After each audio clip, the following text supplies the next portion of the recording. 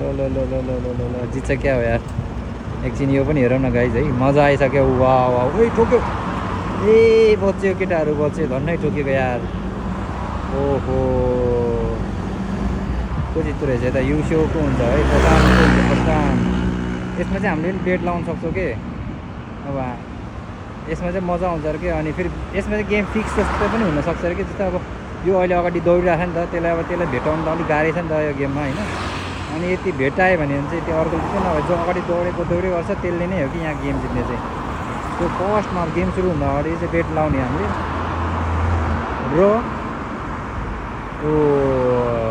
यहाँ अब यहाँ लेखा चाहिँ गोल भनेर लेखाएको छ होइन को फर्स्ट भयो फर्स्ट सेकेन्ड थर्ड र ठ्याक्क टाइम आएर चाहिँ यार खक्तै माथि सिबराको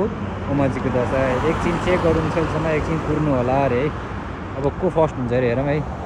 को फर्स्ट हुन्छ गाइज ल यार ठ्याक्क टाइम आइपुग्यो ओ ल यो यो केटी हेर्नु न यो केटीहरूको रेस रहेछ क्या फेरि ल 5 नम्बरको अनि येल्लो कलरको बोर्ड चाहिँ फर्स्ट भएर चाहिँ गाइज ल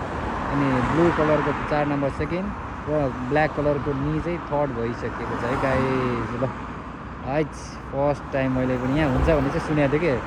ल मैले प्रत्यक्ष देखेँ यार अब हामी लाग्छौँ हाम्रो एमतिर है ल यहाँबाट अब हिँड्छौँ हामी चाहिँ चट्टलारी बवाल भयो नि त होइन अब एकछिन यति सिटी पनि जुम गरेर देखाउँछु ल